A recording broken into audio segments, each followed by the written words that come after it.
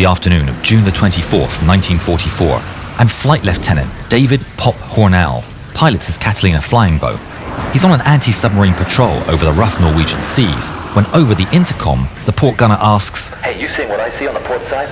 He checks to his left, and sure enough, in the distance, there's the distinct form of a U-boat floating in the sea. I sure do.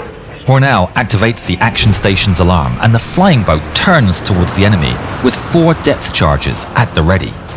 Below, spotters in the German U-boat 1225 see the incoming aircraft and sound the alarm. Oberleutnant Sir Z. Ernst Sauerberg doesn't waste a second. The submarine turns in evasive maneuvers as twin 20mm cannons and a single 37mm flak cannon are turned towards the Catalina. The Catalina is rocked by 37mm flak. The plane's already shuddering under hits on the fuselage. Cole, radio the base. Keep them updated. Copy that. Hornell orders the radio operator, Sidney Cole, to tell the base their location and situation. But before Cole has a chance to send the first message, a flak shell punctures the radio compartment. Cole groans and puts pressure on his wound, but doesn't report it. Instead, he pushes through the pane and keys the transmission. Little does he know that the radio equipment has been damaged by the German fire. Hornell dives towards the target, unaware that none of their transmissions are being sent. As they get closer, 20mm cannons join the fray, and tracers zip all around. The impacts get ever more frequent, punching holes in the aircraft's thin skin. Hold on. The crew feel a violent shake and are horrified to see pieces of the right wing being torn off. Flak bursts by the right engine, and it starts shaking violently. Hornell fights with the aircraft as it starts to drift off course, the mounting damage making it ever harder to steer. At the nose of the aircraft, the front gunner opens fire at the U-boat with his twin .303 Brownings. Bullets rain around Sauerberg. The Catalina's fire zeroes in on the conning tower as they get closer. Sauerberg's men are struck, and the guns go silent.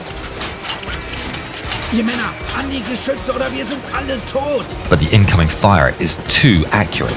The Germans can't move as the Catalina's machine guns rip into the conning tower. But then, one of the Catalina's guns jams. The U-boat commander, hearing the strike slow, seizes the opportunity. Geschütze, sofort! The crew jump into position and they open fire on the incoming Catalina. Hornell's blood runs cold as he sees once more a wall of tracers coming up at them. The Catalina is hit again with German fire ripping through the wings and fuselage. A glow comes from above, and Hornell looks up to see the damaged engine with flames gushing out of its cowling. Starboard engine on fire. Shutting it down. The second pilot shuts off the engine, but it doesn't stop the fuel leak. The ball of fire grows as a plane barrels towards the enemy submarine. Sauerberg is staring at a rapidly approaching ball of fire and orders evasive maneuvers. Voll nach Backbord! Above, Hornell is fully committed. Seeing the submarine turn left, he makes an adjustment at the last possible moment.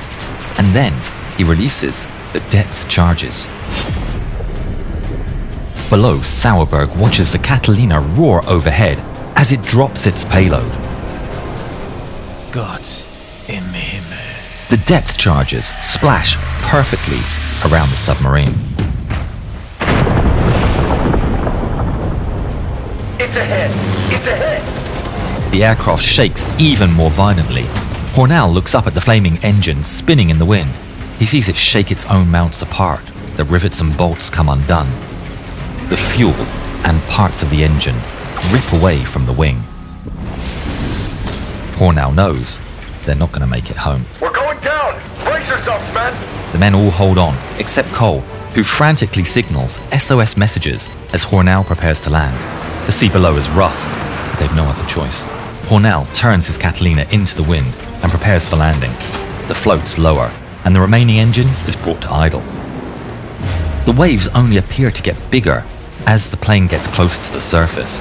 Brace for impact. Cole keeps keying SOS until the last possible moment, when he stops and braces for impact. Hi, I'm David Webb, the narrator of this film and the head of YarnHub. If you think films like this are important and you would like to invest in YarnHub as a video producer and also with our move into gaming, you can now buy shares in our company. please click the link in the description for the full details on how you can own a piece of our company and share in our future. The Catalina hits the first wave, but there's a strong headwind. The force bounces the airplane and it surges 150 feet back up into the air. Hornell wrestles with the controls, and in a split second, he aligns the Catalina for a second impact. They slam into the next wave, and the plane once again launches, reaching 50 feet before plunging back down towards the water. The still burning Catalina bursts through multiple waves before finally coming to a rest. Get out! Hornell urges on his men as he knows the Catalina can explode at any second. Flight engineer Donald Scott inflates a dinghy out of the left blister, while fellow engineer Fernand Laurent inflates one from the right. You all get on board! I'll push it! Hornell and some of the men jump into the freezing cold water to push the dinghy away. Cole bundles onto the dinghy and makes sure to secure the survival rations as the men start pushing. But then, he remembers the radio. Wait, the radio! Hornell barely has time to understand what Cole has just said before Cole starts swimming back towards the Catalina. What are you doing? We need the radio. They won't find us. Don't. It's too late. Hornell is right. The men watch painfully as the Catalina is engulfed in flames and sinks under the waves. They begin helping one another onto the dinghy. The inside of the dinghy is already beginning to flood as the men try to board. Hornell uses a helmet to throw water overboard, but then there's a cry. We're missing someone. Hornell's filled with dread and immediately gets to the edge and counts the heads. There's only 7. There's meant to be 8. It's Laurent. Fighting down panic, Hornell scours the rolling waves for his missing man. They see nothing as the dinghy rises and falls in the heavy waves. They catch a glimpse of a second dinghy that's also cresting a wave in the distance. There he is! They push furiously through the swell, rushing to catch up with their friend. The men on the dinghy direct as they see their friend also paddling towards them. But then they crest another wave and see Laurent's dinghy empty. Go faster! They redouble their efforts and reach Laurent, who's managed to struggle back onto his dinghy. The relief of having 2 dinghies is palpable, and 2 of the crew move to get onto Laurent's dinghy. But then, Laurent's dinghy explodes and drops the men into the ice-cold sea water. They all start to pile onto the remaining dinghy, but they can't fit. Hornell volunteers to stay in the freezing water with 2 more men. Hang on. We sent those distress calls. Rescue will be here soon. But he doesn't know that none of them were sent. For 3 hours, Hornell organizes a rotation, swapping who waits in the water, hoping to delay hypothermia. Hornell assigns himself to stay in the freezing water the longest, but it's unbearable. His strength is fading. We have to figure out how to get everyone aboard. Look, there! An aircraft is spotted in the sky. It's another Catalina. Get the flare gun! The flare fires off into the sky, lingering in the air for a minute before falling into the sea. But the Catalina keeps on its path. Another! They send out a second flare, and yet again, the aircraft doesn't react. Come on! Come on! Another! A third flare is shot into the air. Seconds drag on. And finally, They saw us! the Catalina turns towards them. We have survivors adrift. 63 degrees north, 0 degrees, 30 minutes west. Unable to land due to bad weather. We need a boat. Over 100 miles away in the Shetland Islands, rescue boat HSL 2507 is deployed. The Catalina stays circling over the stranded men, and they signal in Morse code.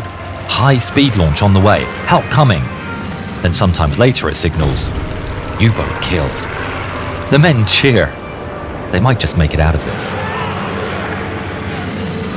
Every wave is torture, and they're having trouble holding on. A wave lifts up their dinghy and throws the entire crew overboard. Hornell emerges from the water, disoriented. The dinghy's getting pushed by the wind, and his men lay scattered around him. He clings to the lifeboat, counting heads. Everyone's here? They struggle to turn it over in heavy waves, and one by one, they help each other climb aboard and rebuild their barely stable setup. Water starts to fill the dinghy, and without the bucket and their strength fading, the small dinghy floats lower and lower, partially submerging some of the men in the freezing sea. The situation is desperate. Hornell's vision starts to blur. The men huddle in search of any warmth. Laurent starts to go delirious. Laurent? Stay awake. Please, Laurent. Hornell and his men try to talk with him to keep him focused. But it's no use. He's gone. The men are devastated. Hornell makes a difficult decision to push Laurent's body overboard. Up above, the Catalina's running out of fuel. There's no choice. The crew radios the men's position one last time and turns for home. The men stifle back tears as they watch their hope fly away.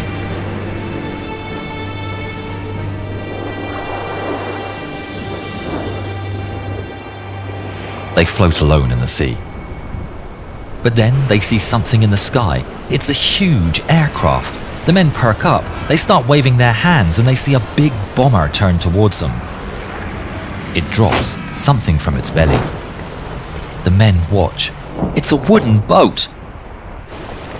But the wind is strong and the boat gets carried away, flying off until it disappears from sight behind a wave. They bob up and down in the waves and see it floating 500 yards away. Let's swim. We can make it. No! It's too Despite far. being completely blind from the salt water and having no idea where the boat is, Hornell drags himself towards the water. The men swim after him, reaching out, grabbing his arms, trying to hold him back. Hornell pleads, but his men know it's no use, and they watch their lifeboat float away.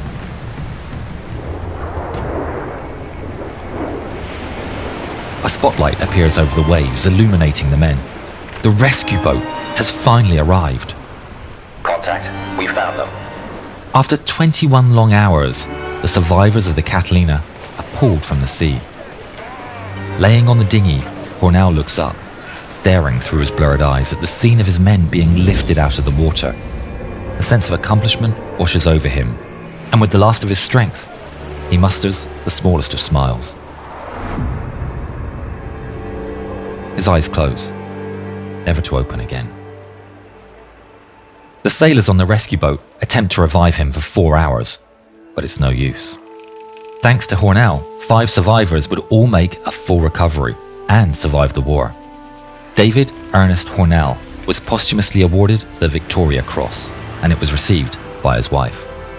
Of his late commander, second pilot Denomi later stated, "Outstanding about Flight Lieutenant Hornell was his marvellous ability in flying such a badly damaged aircraft, especially in the face of strong enemy fire. His courage and bravery throughout marked him as a great man. Words cannot do justice to the fine job he's done." Poor souls. Those U-boat hunters have a devil of a job. Have you heard how an American destroyer had a fist fight with the U-boat crew? Watch this story and see the whole thing.